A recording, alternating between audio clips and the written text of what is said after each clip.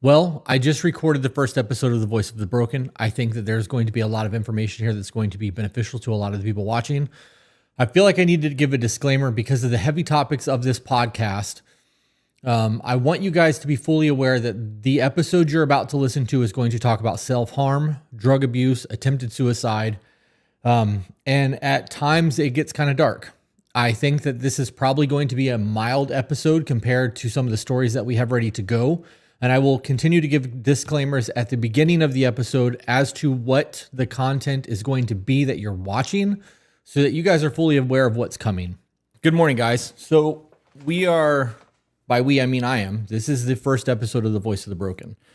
I have no idea what I'm doing. I have no idea how this is going to pan out, if this is going to work or not, but I know that I am being called to do more than I am.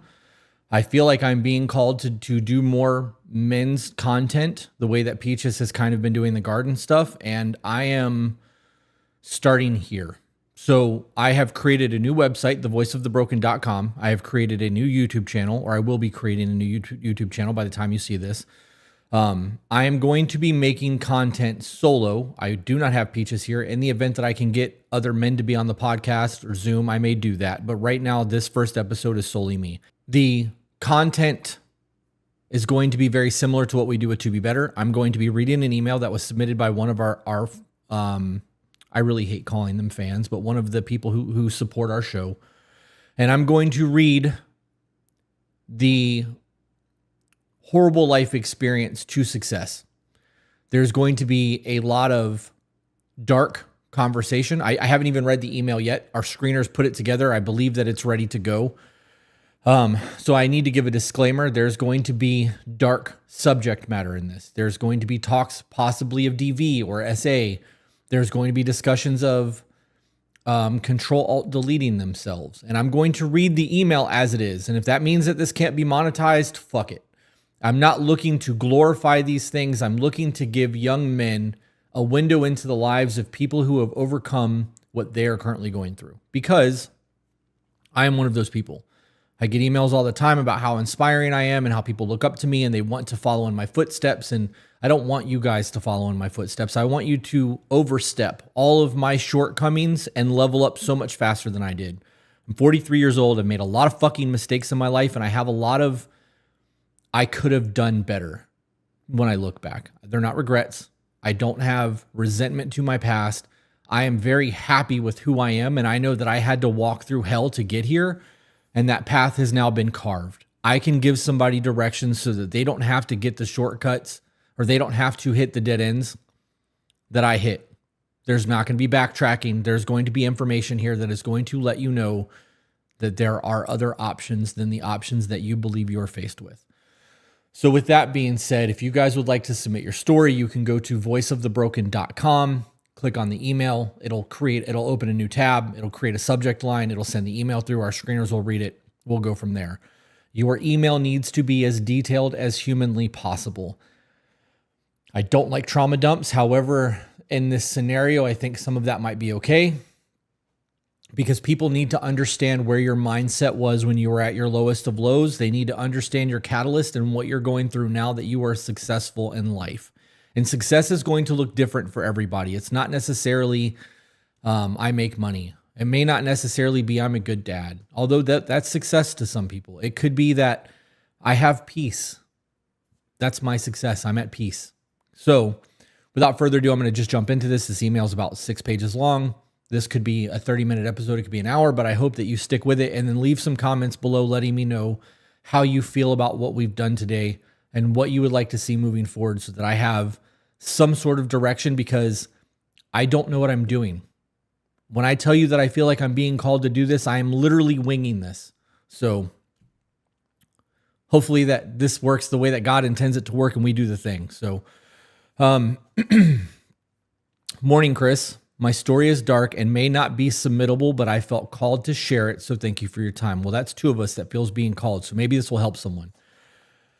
I am a 26-year-old male. I wanted to share my story with you. I don't know where to begin, so I'll just start. I come from a broken home. My father was paralyzed when I was 2 years old, and I never saw him as my father until later in life. I'm going to come back to that. I know that sounds dark and morbid, but it is the truth. He is still alive, still paralyzed to this day. My mother was bipolar as well as an off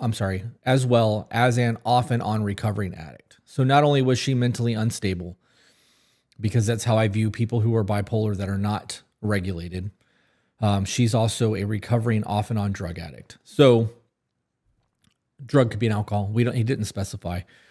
I never saw him as my father until later in life. I think, without getting too much further into the email, that stems from fathers being there but not present. We as children want to connect with our parents on a way that our young brain is able to do so. A lot of us have failed, including me, with connecting to the younger version of ourselves, because though we remember the things that fucked us up as kids and don't want to repeat those processes, we have a hard time connecting on a emotional, mental level because we're not on their mental, emotional level. We are much older than they are. And though we are trying to create good humans as they come into fruition, we are also trying to relate to them to the best that we can while they are going through what they're going through. We don't understand kids' brains, even though we were once children, because things change. Everybody has a different need for attachment. Some kids are very okay with their parents not being sports parents. Some people want their parents to play video games with them or play music or do karate, whatever it is that race cars, right? Dirt bikes. We do things with our kids that interest them. So though we would like our kids to do shit that we're super into, they're just not going to do that. And that's okay because you want them to be free thinkers. So knowing that your father was paralyzed, depending on how he's paralyzed, paraplegic, quadriplegic, that would matter. I would imagine that between being paralyzed, fully disabled, assuming that that's the case because you didn't specify, you didn't get the quality time with your parent, the run, the play, the jump, the tag, understanding games. That is a pivotal way for young men to bond with their parents, their fathers specifically. So from a young age, 2 years old, you didn't have that super connection to your dad, which means you didn't have somebody to show you the way a man is supposed to behave or to conduct themselves. And then knowing that your mother was the way that your mother is, it sounds like we're already set up for a very disconnected youth. I grew up in a middle-class suburban household with my sister, mother, and stepfather inside it, and it was not so pleasant. I was diagnosed with ADHD at a young age. I was extremely misbehaved child with anger issues, and I was put on stimulants at a young age and was bullied a ton for my strange behaviors and tics. Okay, so there was a stepdad there. So that could be a good or a bad thing. We're not going to get into that. I guess I'll come back to that when we get there. The stimulant thing, ADHD meds were very prevalent when I was a kid. Any kid that got diagnosed with ADHD because they couldn't sit still in a classroom was given drugs. I believe that the drug situation is there more to control your child than it is so that you don't have to parent them. If I can get my kid to just calm down, I don't have to worry about him so much. If my kid wants to run and play and I'm out of shape and don't want to run and play and I don't want to be outside because it's fucking hot and my kid is wanting to do these things and I am not present, I can give them drugs and they can sit down. Now you add that to a classroom where we expect kids to sit still for 8 to 12 hours. You don't fucking sit still for 8 to 12 hours and you're an adult. How do you expect your children to be in a classroom like that and not want to expel that energy that they have? That is normal.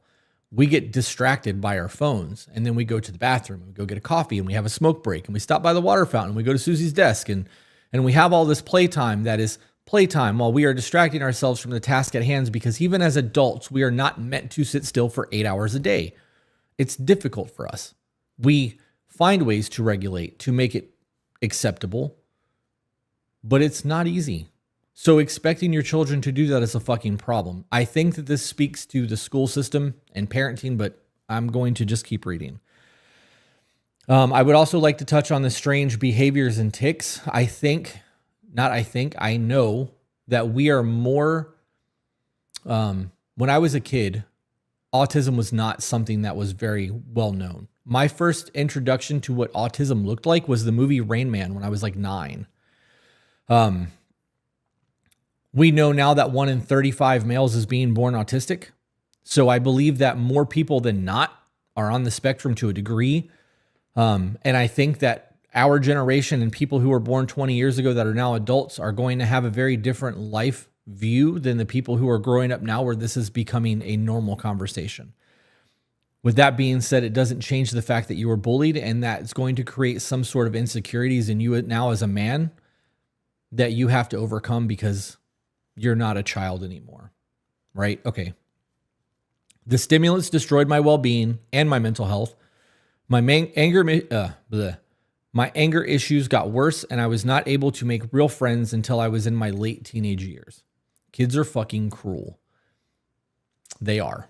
There's just nothing else to be said about that. You get mob mentality together anyways, the overall IQ of the mob drops significantly. When it comes to children, the IQ is already low. The mischievous behavior is already high. That's a fucking, like a breeding pool for trauma. And that sucks. And not having real friends until you were in your late teenage years means that you missed out on normal social cues. It means that you're probably stunted to a degree in terms of social settings. By reading this, I would assume that you're probably an introverted person because of that. Or you're trying to make up for lost time and you're very outgoing. That could be a thing too. I think I need to give a disclaimer right now, guys. I'm not a therapist. I'm not a licensed anything. I am somebody who has fucked up a lot in my life. A lot. Over the last 5 years, I've done a whole lot of work on myself. I've done a lot of self-help books. I've done therapy. I've done a whole lot of things to improve my quality of life and understand to the best of my ability the human experience. I'm giving that to you based off of my opinion. They are solely opinions. I'm not here to diagnose or treat anything. I'm just giving you guys my outlook. Hopefully it helps some of you. You can think this is a total fucking waste of time, and that's okay too. He then went on to write, when I was 13, my stepfather was diagnosed with congestive heart failure. I consider him to be the male father figure in my life and did the best that he could with the restraints my mother had put on him, protecting me from real discipline and, in my opinion, coddling and enabling my bad behaviors. Okay. So it sounds to me like there's a little bit of resentment there. Coddling you and enabling your bad behaviors. I'm curious what your idea of discipline is. He did the best he could with restraints, with the restraints my mother had put on him, protecting me from real discipline. Do you mean being spanked? Because discipline looks different there's a difference between discipline and punishment, right? If you are disciplining somebody, you're trying to correct the behavior. That's discipline. You may have to stand in a corner, you may get spanked, whatever the disciplinary actions are of the parent that is done without malice or anger. And then there's a discussion had to understand the behavior. I'm gonna give an example. Yesterday, our daughter wrecked her quad. She wrecked it on the playground, hitting the playground that we had built for her. Hit her leg, didn't no damage. She's perfectly fine, but she broke the playground that we bought. And this was after I gave both her and her brother instruction to ride around the property so that they can avoid all obstacles and just practice going in basically a square. You have 4 turns, 4 straightaways. It's super simple because they were doing donuts around the playground. And I knew it was going to happen. I addressed it. And then 3 seconds later, she did exactly what I told her not to do. And I took the thing from her. She got super upset, cried. I sent her in the house, took the quad away from our son as well, even though he had nothing to do with it because this is a lesson for both of them to learn. I put everything away. I got on my quad, rode all my bikes so that I could get gas moving, trying to just make sure that everything is maintained. Came in about 35, 40 minutes later while she was calm. Talked to her a little bit. She didn't quite understand what was going on, so I waited until today. Today, I went into her bedroom while she was cleaning her bedroom. She's home from school sick today. And I said, do you understand what happened yesterday? Keep in mind, she's 5. She said, I got in trouble because I hit my playground. I said, no, you didn't get in trouble. You could have gotten hurt. I wasn't mad at you. Your playground is yours. It's now broken because you didn't listen to the instructions that I was giving you. And because you were reckless on your quad, which could actually hurt you, I had to take it from you until you're a little bit more responsible from it. So the next time you ride, maybe you will listen to what I tell you to do and you will not be as reckless or in danger as you were yesterday. Do you understand? She said, yes. And I said, did you hurt yourself? And she said, well, my leg hit the wood, but I'm fine. I said, okay. I checked her out yesterday, to be clear, but I wanted her to understand that she wasn't hurt in this moment, but she could have been hurt because her playground is actually broken. It's a quad. It's a motorized vehicle that could be dangerous for her. So there is a difference between discipline and punishment. So if you're looking at it from real discipline, that could be a problem. However, if they protect you from being punished, punishment, in my opinion, is a fuck you because I'm angry, right? This is a revenge thing. If you are being punished, it's coming from a place of frustration, anger, and malice, not from a place of you need to understand why this is not okay. So we don't punish, we discipline. He then wrote, we moved out of state to start over, and with the last of his financial successes, he then went on to write, we moved out of state to start over, and with the last of his financial success, he built us a house. Good man. Before we had moved, I started to do hard drugs off the streets. I looked up to and glamorized a trashy street lifestyle. A lot of kids do. We tend to step away from the roles that our parents try to instill in us, and we are sold a dream of a lifestyle to become a consumer. So that trashy street lifestyle, though it is revolved around drugs, there is a look and an attitude that comes with that. And as we fall into that with music and television and the social circles that we choose to align ourselves with, we spend the money to fit the idea of what that is. It creates a consumer. That's exactly what they did with that. I'm guilty of that. That glamorized street lifestyle was a fucking huge thing for me in the 90s. Needless to say, I spent many nights awake on the streets, up to no good and asleep in class between the ages of 10 and 13. Fill in the blanks with what kind of life that would look like running around with gangster wannabes that were much older than me and getting into trouble with the law at school and around town. When we moved, my stepfather did not live much longer. Sorry to hear that.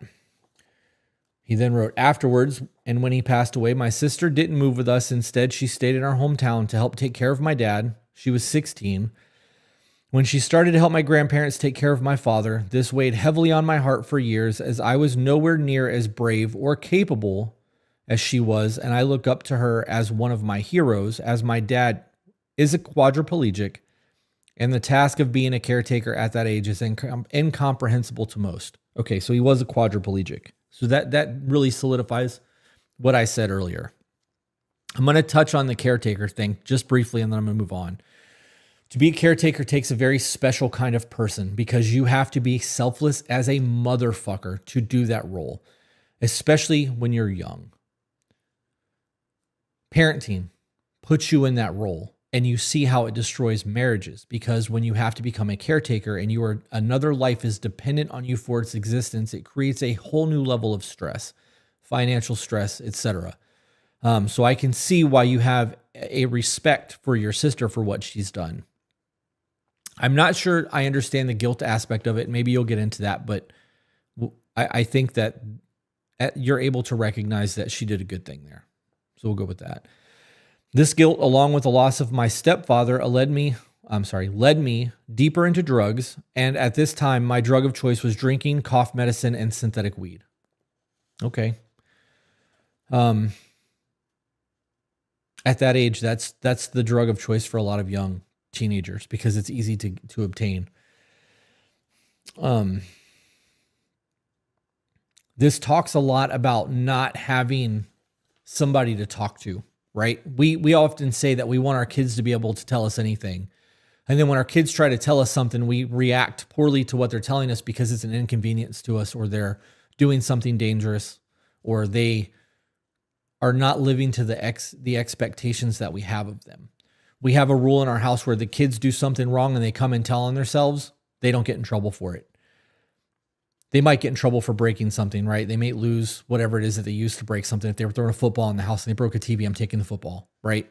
but they're not in trouble. They just lose the football because they were being irresponsible with the football. However, if I come home and the TV's broken and I can't figure out what's going on in their line, then a whole bunch of other things are going to come into that.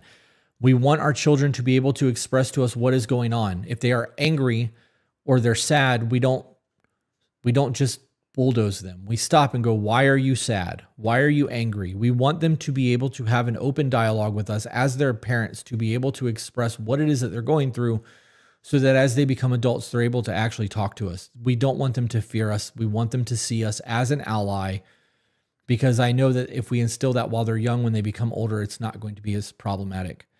You not having somebody to talk to about the loss of your father and the loss of your stepfather and the guilt of not being able to be there for your dad the way that you felt like you should have been, and not having the guidance of a good man in your life, is a system of failure. This situation alone is enough to destroy somebody's life and end up on a road to homelessness, prison, or drug addiction. You then wrote, I hold myself accountable for my decisions and actions to feed this addiction, and in no way are these accusations only my story. Respect. I didn't wander the streets anymore and instead became an isolated junkie. The copious amount of drugs for my age was absolutely insane. At my worst point, I was taking 12 pills of cough medicine, smoking 10 to 15 grams a day of synthetic weed, and was virtually non-existent mentally. You were using this to disassociate instead of attacking the problem head on, which we see in a lot of people that don't have a role model. I think that this is a good position or good stopping point to talk about why it is that I want to mentor young men. I had a man that I did not respect in my life until I got older, and understanding the life that he lived, there are parts of his character that I respect and there are parts of him that I despise. And he was somebody that was very prevalent in my life growing up. I did not have the resources that most young men have. And into my 20s and 30s, I was not the man that I am now. And I did not give these resources that I currently have to the people in my life because I didn't fucking have them. And that's not an excuse. It's a fact. I thought the things that I was doing was the right thing. And looking back on it, I'm ashamed of a lot of the courses that I took in my life.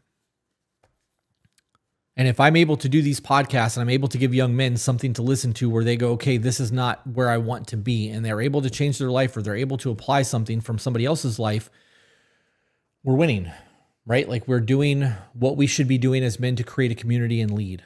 So eventually it became illegal and was impossible to get. And so I kept drinking and doing cough medicine. I eventually dropped out of high school in the first quarter of the 10th grade after my mental health continued to plummet and my coping mechanisms consumed my existence. I had also at this time experienced my first love and heartbreak. In 10th grade, first love and heartbreak. Do you believe that that was still love? Do you have an idea of grandeur that this was going to be the person that you spent the rest of your life with? Like, you really believe that that was your one person? Or do you believe that that was a light in your darkness? Because with everything that you've got going on here, if you have that kind of misery, you tend to attach to brightness. You want something to shed light into your dark world. And in times we create unhealthy attachments to those people, and we end up destroying them and ourselves in the process. But just a general question. He then wrote, I remember a key moment when I went to the school guidance counselor and began to express that I wanted to commit suicide and started harming myself as I felt a burden to the world and my family.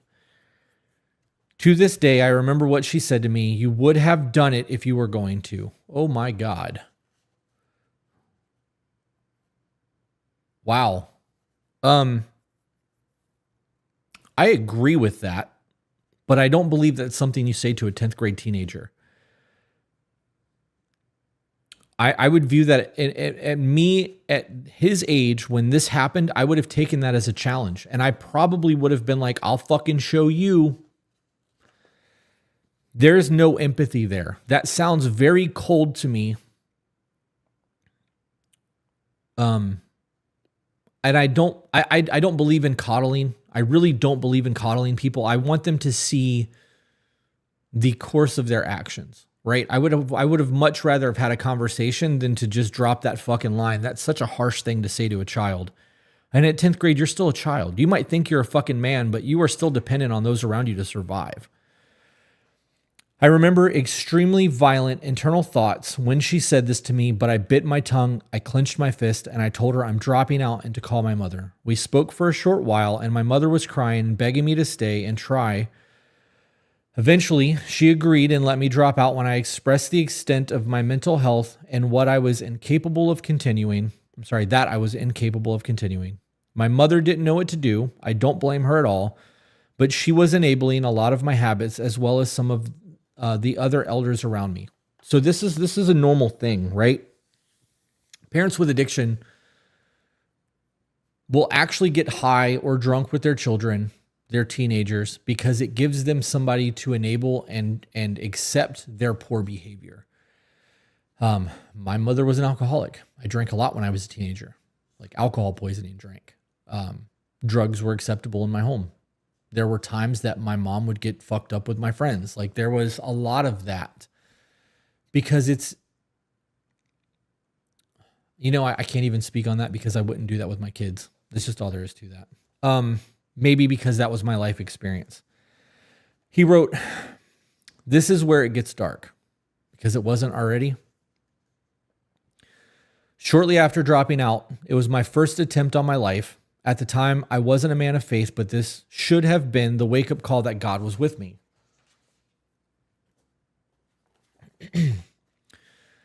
There is no way I should have survived without a stomach pump. I downed a bottle of liquor. I downed a bottle of pills and chased them with a bottle of liquor. I was determined to do it this time. I remember vaguely being in a cold shower, vomiting blood and what felt like small pieces of flesh from my stomach or throat. I assume I caused massive ulcers, and I was unable to eat or drink anything for 5 days. Needless to say, I lived, and I was bedridden for 3 or 4 days at home. No one knew of what happened to me. I just told them it was a bad flu. For some reason, this filled my ego with a sense that I could not be killed, so I kept trying. From hanging myself to cutting myself open, shit would happen to where it felt like miracles prevented it every time. Fast forward some years ago, at the age of 17, I decided I'm making sure this time I call 911 and tell them I'm doing it and my body will be in the driveway and not to let my mother see me. I walked to the kitchen after a couple minutes, grabbed a fillet knife, and started toward the front door in my underwear, and I saw the lights pull up. An officer steps out of the car and approaches the front door and tells me it's okay. I was surprised he didn't pull a gun on me. He talked to me for a moment and really cared. He offered me a hug and please let him help me. After he hugged me, I knew it was time to get help. I'm going to stop because I have a couple things that I want to address. As somebody who has tried to unalive myself, when you make a phone call like that, you are crying for help. At 17 years old, this was your cry for help. You were doing the last ditch effort. We're told that police officers are there to help, right? That we are there, that they are supposed to be there to protect us. Your mother failed you, your father failed, or your stepfather failed you, your sister failed you, the people who are around you in your life had failed you at this point. This is a last ditch effort to survive. And you may not see it that way because in your head you were determined to end yourself at this point, but I don't believe that to be the case because you wouldn't have called 911 if it was. You got compassion from somebody who could have drawn down on you because you were holding a weapon and unstable. You had empathy from someone who genuinely wanted to see you make it through the night. And though that this is their jobs, you can feel however you want to feel about first responders and politics and all of that shit. But I know police officers. I have friends that have been on the force, that have been in that field for a long time. I have people who work deep cover. I have friends in my life that I genuinely love and respect, that I get to hear the stories of what goes on in their day to day. And this job is traumatic as fuck for a lot of these guys. And this is one of those examples. to see a 17-year-old scared kid, I'm assuming hysterical, holding a fillet knife, threatening to kill themselves in their driveway. How do you respond to that when you pull up to do that? Like, I don't know. That's a lot.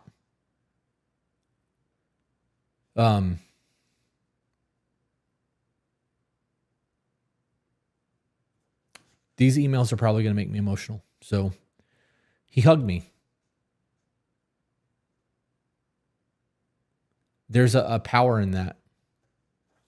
There's a power in that. So we went to my room and he stood there as I got dressed and gave me a ride to the hospital. The whole time he was so kind and wanted to hear my story. He was acting as a therapist for you to get it out. This is the first step of your healing process. You're able to talk to a stranger that has already showed you compassion, that is already showing you that you have the ability to overcome this, right? We have all been in positions that we don't want to fucking be in. And that it would be easier if is a lie. We tell ourselves it would be easier if, because we don't want to do the work, because we don't in the moment see that there is more to what is going on. Our story hasn't been told. At 17 years old, your story is being written still. You haven't even come into fruition into what it means to actually be a man yet. The whole time he was so kind and wanted to hear my story. I was sobbing about my father and stepfather and how I just couldn't kick the drugs and ever live up to the man they wanted me to be. For a brief moment, it felt like something was finally going to change. It didn't, though. I spent 3 months in the mental hospital. I learned a lot there and heard people's story. One thing did stick with me, though. It's okay to be selfish and get better. Protect your peace at all costs. We say that on the podcast, and people always think that I'm meaning our relationship. I tell people that Peaches is my peace. She is the eye of my storm. When I need that reprieve, I can find her. I know I have to come out the other side of the storm, but she is the eye of my storm.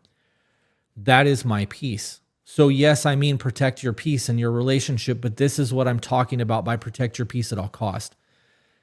You can't do for others if you haven't done for you. People don't deserve more than you are capable of giving them, and that's okay. People don't deserve your worst. They don't deserve your best. They deserve what you're willing to give them. And that's selfish, but that is you protecting your peace.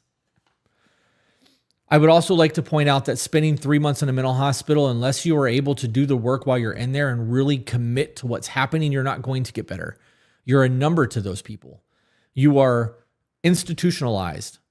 There are drugs being given to mask what's really going on. There is a therapist there that's to help you, but you are a caseload to them. It's not the same thing as having somebody that you love and trust truly listen to what's going on and offer you advice, which is why young men need mentorship. With the guilt I felt for leaving my sister, with the weight of caring for our father, this helped me in some way. But I'll be damned, I ended up falling in love with a girl at the mental hospital. Trust me, I know, bad idea. We spent 3 years together and I avoided my healing journey. She cheated on me too many times to count, and I just kept taking her back out of lack of self-worth or belief that I deserve better. I believe that you believe that. With everything that you've stated about wanting to get to that point and trying and not having a community of people around that you could follow in their footsteps. Have you guys ever seen the picture of be careful where you walk, son? And then it says to the son looking at the dad,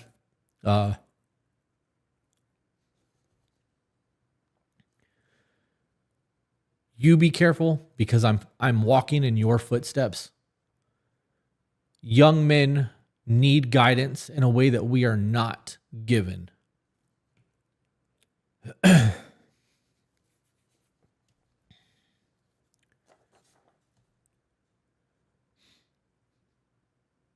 There's no way I could be a therapist. There's no fucking way. This shit affects me so much, dude. I have been in these positions. I have lived with that lack of self-worth and just accepting everything that came along as this is just the way my life is going to be because I don't deserve any better. My catalyst, the change for me, was realizing that I fucking deserve to have more in my life than what I currently have. I verbalized that to somebody one night and had a full breakdown. Like, that was my moment of realization that I'm not going to ever have more if I don't do the work to get more. I will always accept what people are willing to give me and never demand more. I'm never going to demand more respect. I'm never going to demand equal treatment in a relationship. I'm never going to demand anything because I don't feel I deserve anything more than people are willing to give me because I'm not willing to do the work on me. I felt like I was less than everyone around me. And when you believe that you are less than everyone around you, you will accept whatever it is that they're willing to give you because at least they're willing to give you something. So your self-worth in that speaks volumes. For those of you currently who are going through that lack of self-worth and the lack of love for yourself, for the love of God, start eating healthy. Stop eating fast food. Stop drinking processed sugar. Stop fucking putting poison in your body. Your gut health is directly correlated to your mental health. Find a 12-week diet plan online. Go paleo or carnivore. If it doesn't have a face or grow from the ground, you can't eat it. If it doesn't have the name of the food in the ingredient list, don't fucking eat it. It's not food. It's food-like products, and you're making a fucking uneducated decision to poison yourself. Do better than that. Start going to the gym. Even if you don't know what you're fucking doing, go to the gym. Walk on the treadmill for 30 to 45 minutes and lift weights. Get on the machines if that's what it takes. When you start seeing a change in your body because of your physical exertion, you start realizing that if you set goals, you can achieve them. That little bit of discipline will change a whole lot of things for you. It will change your outlook on life. It will change the outlook on you. And you will start realizing that if you set goals and stick to them, that you are capable of a lot of things. That self-worth starts with you. He then wrote, I was right back to where I started, an empty bottle in one hand and a bloody knife on the other, self-harming. I didn't try to commit anymore. Had to remove that word. I didn't try to commit anymore, but I did everything I could to stop the emotional pain with physical, many needing stitches, but never got them to avoid going back to the hospital. Never got them to avoid going back to the hospital. I'm going to say this. And if women are watching this, they're going to take this poorly, and I apologize. But self-harm is a woman's thing. To make sure that I'm giving you guys fair information, I'm watching this content back and I'm adding something in here. I said that it's a woman's thing. Self-harm is a woman's thing. And what I meant by that is not that women do it and men don't. It's that it is more likely in women. It's more common in women. And I went back and found a study, and I'm just going to read a blurb so that everybody knows that we're on the same page and where this is coming from so that I'm not just talking out of my ass. Self-injurious behavior, SIB, is 1.5 to 3 times more likely in women than men. However, there is minimal research in SIB in the male populations. So they've carried out a comprehensive study of 399 psychiatric inpatients. 265 were females, 134 were males, by means of self-reporting questionnaires assessing SIB. Compared to female patients with SIB, 46.2%, males admitting to SIB was at 31.3%, but the males showed more burning, reported more pain experience, and took less care of their wounds, concealed them less often, and in males, the SIB mainly served as social-oriented functions, example, getting attention, whereas in female SIB patients displayed more cutting, scored higher on agoraphobic, and interpersonal sensitive complaints, and reported more often sexual abuse experiences. In both male and female patients, SIB was linked to more clinical symptoms and personality disorders than in patients without SIB. In general, self-injury can be considered a sign of more severe psychopathology. So I'm not speaking out of my ass. I knew I read a study there. I meant to deliver it the way that I read it. And I clearly misspoke. I'm not going back and cutting it out. It's prevalent information. There's the study. I hope you guys take from it what you will. Back to the show. It is very prevalent with people who have borderline personality disorder. It is not okay in a man's social circle because we look down on that shit. So in a community of other men, if a man knew that you were doing that shit, he would correct that behavior. He would talk down to you if he had to. He would talk up to you if he had to. He would do anything that he could do to make you realize that what you're doing is fucking stupid and you need to start working on better ways to figure out your shit. Is that healthy? I don't fucking know. I know that I, in a way, self-harmed with body modification when I was younger. That's why I have so many tattoos and why I have fucking a split tongue and holes in my lip and fucking ears and the punches that I have. It was a form of self-harm. There was an art to it that I absolutely loved and admired, but the dopamine release that I got from doing these things made me feel better for a short time. So I understand this as well. There's better ways to do this. There's also an attention that comes from this when people around you realize that you're doing that, and people will continue doing it to feed that attention because some attention is better than no attention. And when you have no self-worth, even having somebody talk shit to you and tell you how fucking stupid you are, they're still giving you attention. And in that moment, you might be unhappy that they're shitting on you, but you're not alone. We have to do better, guys. He then wrote, at this time, a dear friend sat me down and said, we need to do something. You can't live this way anymore. He recommended I start doing psychedelics. I figured, why not? It'll either help or have a good time, no harm done. I started doing heroic doses. A heroic dose, for people who doesn't know, that terminology is usually described when eating mushrooms, and that's 5 grams or more.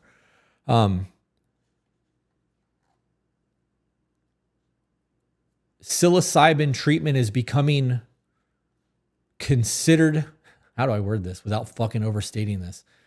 It is going in front of legislation right now. There are states who are decriminalizing the use of psychedelic mushrooms, psilocybin specifically, and it's being used in studies with veterans, PTSD, people who have severe trauma at Johns Hopkins University, I believe Yale,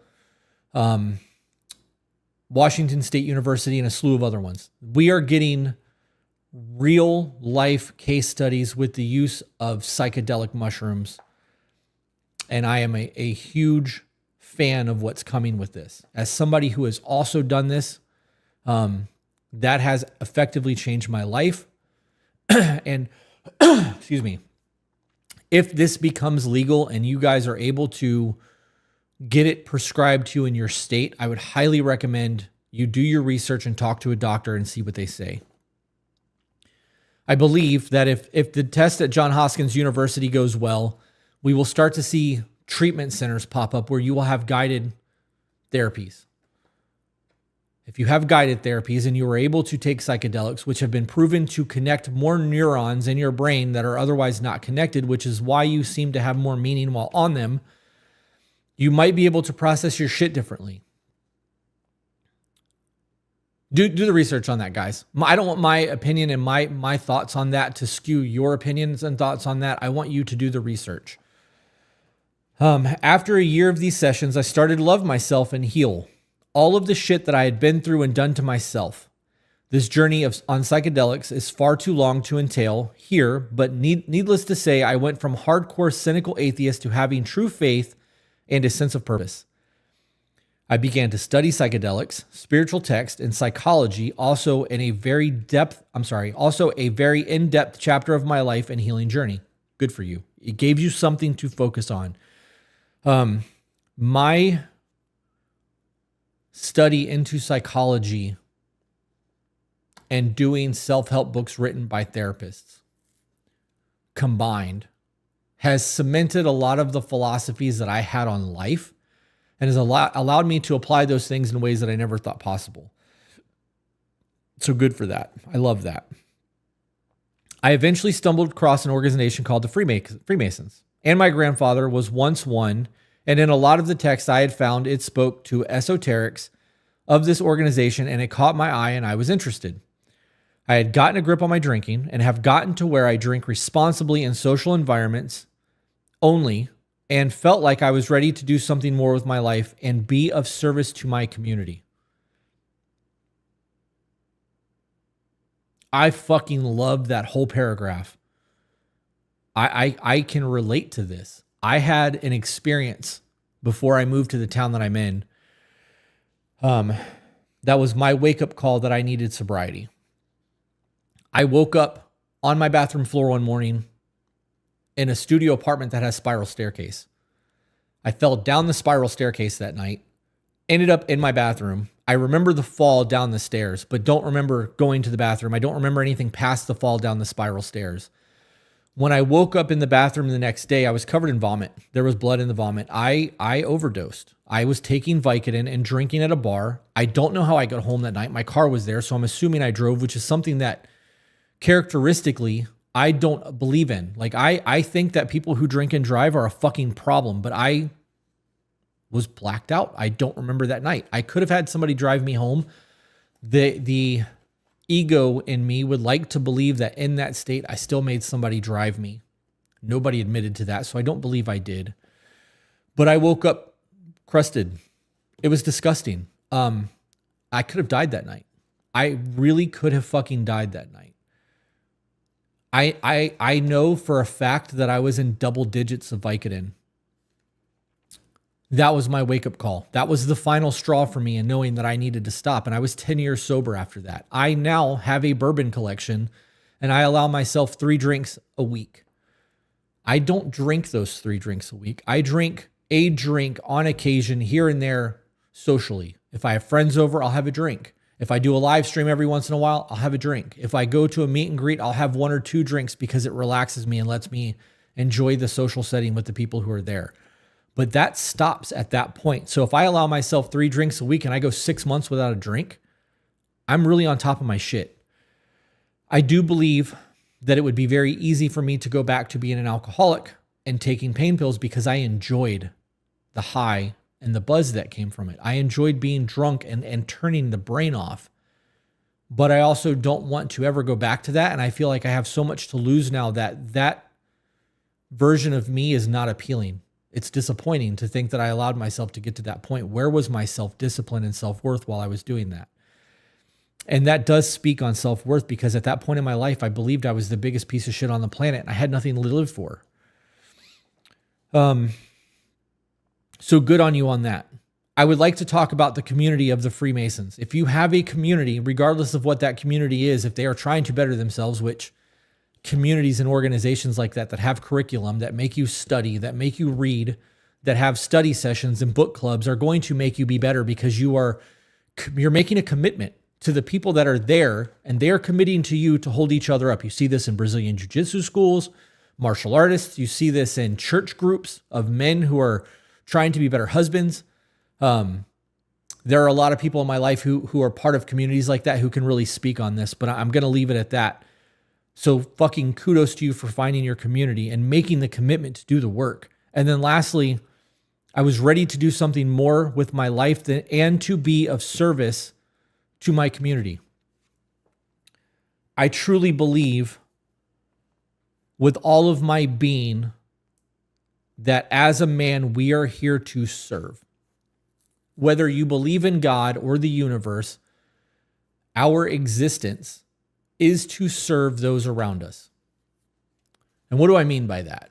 I mean that to be a husband is to put your family first, right? To put your wife, your marriage first. You become secondary. The relationship of us is more important than the happiness of me. If your wife does the same thing, the relationship of us is more important than the happiness of her. You will be watered and taken care of, and you are both serving each other. As a father, and this is where a lot of us, including myself, have failed, your duty is to serve for your children to become good people, to understand what life is, to be prepared to go out into the world, to experience rites of passage and live a life of service to others, to benefit the community. In Adlerian psychology, they call this the task of community/friendship because the word in Adlerian psychology is originally in German. I'm not even trying to say it, but it basically translates into friendship community. So when it was translated, they did it as the 3 tasks of life are love, work, and community/friendship. So having that community and wanting to serve and serve those around you is fulfilling. You may never have kids. You may decide that kids are not for you because it's too expensive to live and you were fucked up as a child and you don't want to fall in the footsteps of fucking up another human being.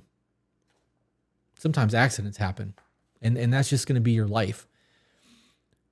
But understanding that you can still serve those around you by seeing your friends fucking up in their marriage and being like, yo, I cheated. There's nothing that's going to be coming good of this. Like, I've been in your shoes right now. You have an opportunity to fix your shit, or you can start over and fucking lose everything, including your family. Like, you can be the voice of reason for those who don't see the worth in themselves and can't hear their own voice of reason. That is what it means to serve. There is a guy who did a podcast. His name is Ray something, and he has a phrase, savage servant. And I actually put it on a t-shirt for myself to remind myself that it is okay to be a fucking savage, but you still have to serve. To be a servant means that you are taking care of those around you. You are making sure that everyone's needs are met. That is leadership to me. That doesn't mean you get to be a bitch. It means that you have to fucking work harder than everyone else to make sure that you're upholding that title. He then wrote, I needed a rite of passage to become a better man. This group of good men seemed like the perfect fit for me. I'm now a year in and have devoted my life to my faith and my free time to community efforts and services. I became a Master Masons last year, and this group welcomed me with open arms. I'm now better. I wake up smiling and in grace to God and a strong circle of friends, good relationship with my sister, father, and mother, and close circle of friends. I've held a job for 6 years, and I am independent now. I'm soon going to be taking my GED and potentially going into psychology. I fucking love that. I don't have a GED. I don't have a high school diploma. I did not pursue any of that because I didn't deem it necessary for my life. The path that I chose, I didn't see it necessary. And I have considered doing psychology studies. But in order to do that, it's even more schooling to do a GED. And I don't want to do it for practice. I don't want to be a psychologist. I want to do it so that I have more tools at my disposal.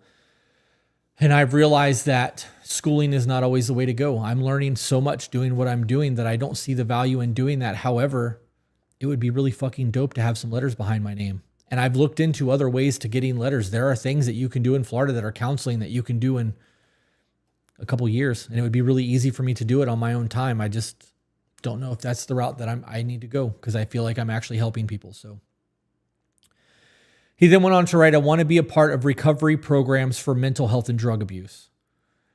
I'm also working on music and sci-fi books in my free time. I climbed the Everest of mental health and am well on my way to the peak of my prime. So I like that statement, but bro, I thought you were about to tell me you climbed Mount Everest at 25 years old. I was like, shut the fuck up. That's a good way to put that, though. I climbed Everest of mental health, and I'm well on my way to the peak of my prime. You don't climb a mountain. You climb to the peak, and then you climb to the next peak, and the next peak, and eventually you'll summit. Some people never fucking summit. Some people get to a point where they're at peace, and they feel like they've reached success. That success could be 15 or 30 miles up. You never know. That success could be enough. I got the view. I got to experience the high altitude. I got to create a bond with the people who are climbing with me. I'm content right now. I'm going to enjoy this for a little while. And if I decide I want to hit the next peak to see if I can see further or be above the cloud line, I'm going to go then. But right now, I'm at peace. And that's okay. Thank you for reading. Love you both dearly. You and Peaches have helped me heal from relationship traumas and my own toxic qualities. I didn't become a millionaire, but I'm a survivor. And that is more than all the success I could ever have dreamed of.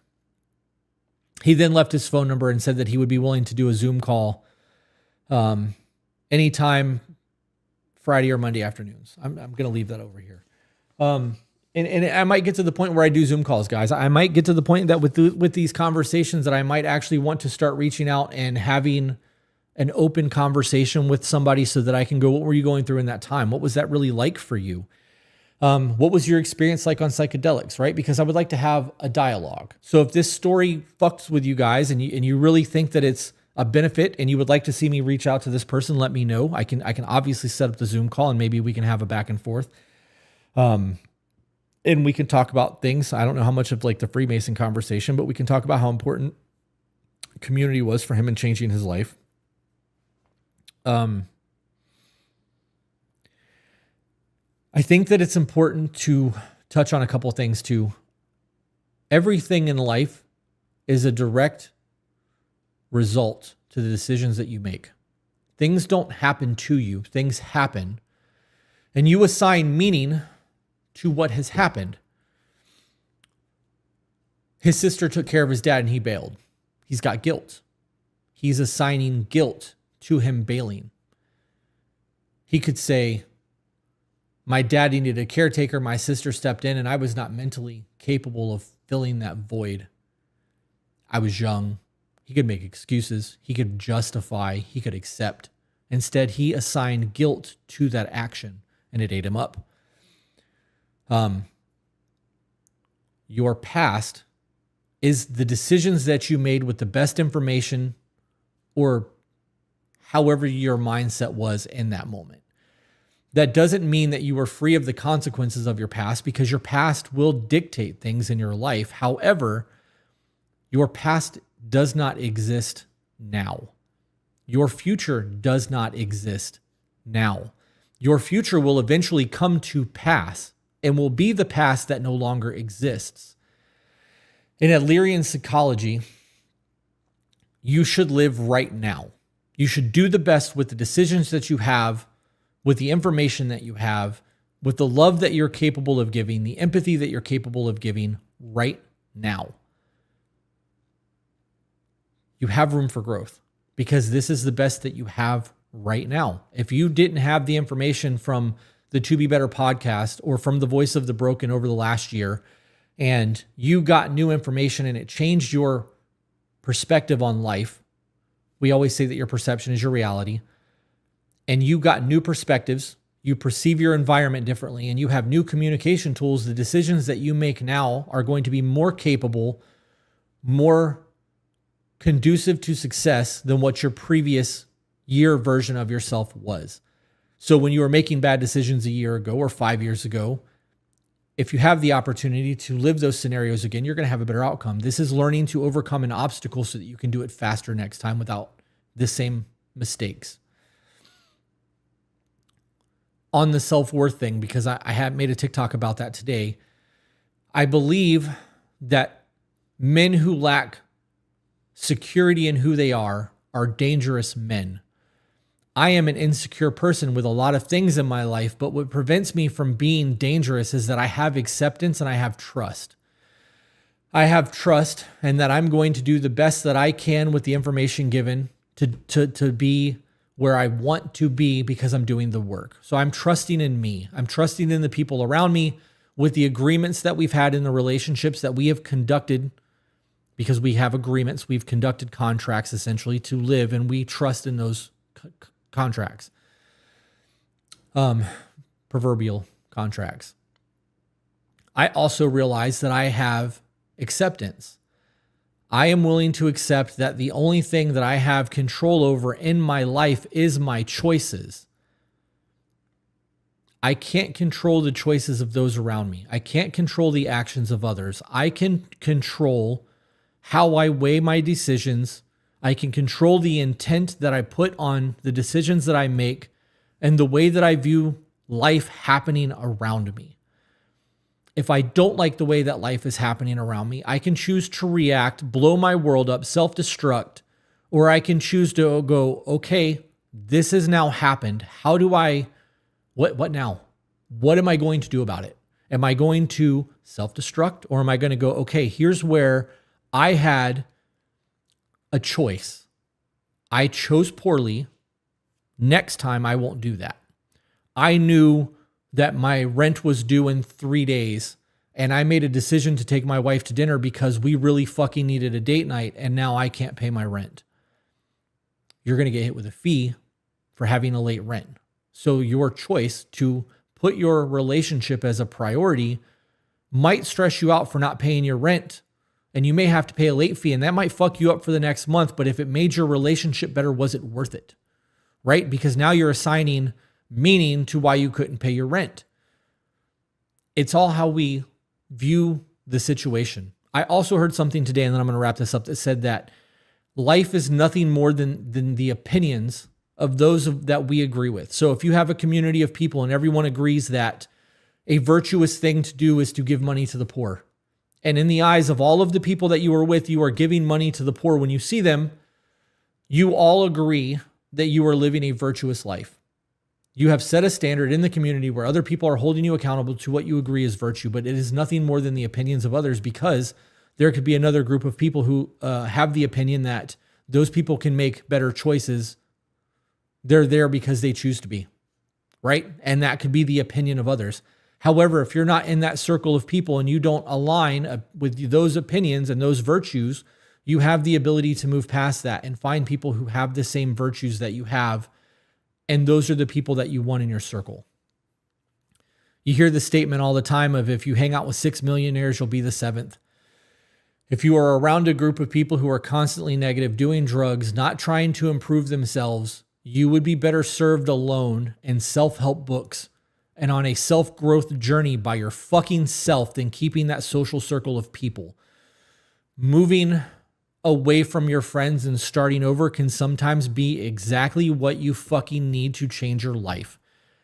Because if you move somewhere new, you're not going to be doing the things that you don't really want to do just so that you don't feel isolated and alone. Yeah.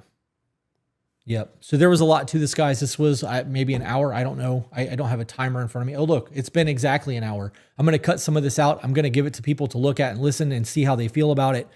And then I'm going to post it and I'm going to share it. I would really like feedback. I would like you guys to tell me if this is something that I should continue doing. This may be something that is a one and done thing that just never fucking goes anywhere. But I feel like there's information that can be ascertained. And I feel like because this is not a relationship situation, men are more apt to listen because people don't feel like they have to change their relationships. You don't. You have to change you. And your relationships could get better. And I don't mean your marriages. I mean all of your relationships. Some may fall the fuck off. Good. If you are leveling up and people are like, you've changed, I'm supposed to. I'm sorry that you couldn't change with me. I hope you have a dope fucking life. I'm at peace. With that being said, guys, protect your peace at all costs. Thank you for tuning into the Voice of the Broken. And hopefully I'll see you on another one.